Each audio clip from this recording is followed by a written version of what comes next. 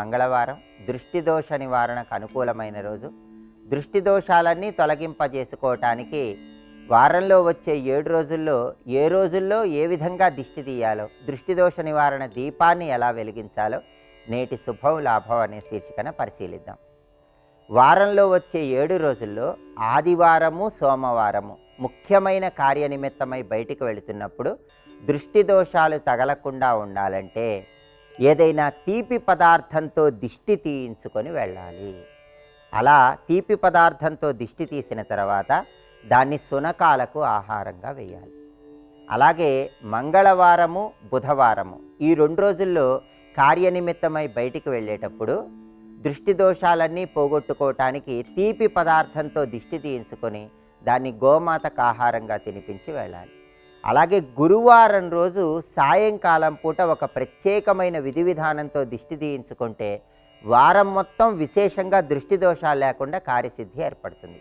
గురువారం సాయంకాలం పూట ఒక పళ్ళెంలో 5 రకాలైనటువంటి తీపి పదార్థాలు ఉంచి, కొన్ని అగరబత్తులు ఉంచి, యాలకులు ఉంచి, వాటితో 3 సార్లు సవ్య దిశలో 3 సార్లు అపసవ్య దిశలో ఎవరికైనా దిష్టి తీసి ఆ తర్వాత వాటన్నిటినీ దగ్గరలో ఉన్నటువంటి రావి చెట్టు దగ్గర ఉంచి రావి చెట్టుకు నమస్కారం చేసి గృహానికి తిరిగి వచ్చి కాళ్ళు చేతులు కడుక్కొని ఇంట్లోకి ప్రవేశించాలి. ఈ ప్రత్యేకమైన విధి విధానం గురువారం సాయంకాలం పూట చేసినట్లయితే వారం మొత్తం కూడా దృష్టి దోషాలు లేకుండా సమస్త శుభాలు చేకూరతాయి. అలాగే శుక్రవారం, శనివారం తీపి పదార్థంతో దిష్టి తీయించుకొని ఆ తర్వాత ఆ తీపి పదార్థాన్ని నల్లటి శునకాలకు ఆహారంగా వేయాలి. అలాగే శనివారం పూట ఆంజనేయ స్వామి ఆలయంలో ఆంజనేయ స్వామికి పూజ చేసినటువంటి సింధూరం బొట్టును ధరించి కార్యనిమిత్తమై బయటికి వెళ్ళటం ద్వారా కూడా సంపూర్ణంగా దృష్టి దోషాలన్నీ తొలగింపజేసుకోవచ్చు. ఇలా వారంలో వచ్చే 7 రోజుల్లో ప్రత్యేకంగా దిష్టి తీయించుకుంటే దృష్టి దోషాల నుంచి సులభంగా బయటపడవచ్చు. అలాగే ప్రతి మంగళవారం సాయంకాలం పూట దృష్టి దోష నివారణ దీపాన్ని గుమ్మం బయట వెలిగించుకోవాలి. ఈ దృష్టి దోష నివారణ దీపాన్ని ఎలా వెలిగించాలంటే బియ్యపిండి, బెల్లం తురుము, ఆవు పాలు కలిపి పిండి దీపాన్ని తయారు చేసుకొని ఆ పిండి దీపాన్ని గుమ్మం బయట ఉంచి నువ్వుల నూనె పోసి ఒత్తులు వేసి దీపాన్ని వెలిగించి ఆ దీపంలో 2 ఎండు మిరపకాయలు వేయాలి.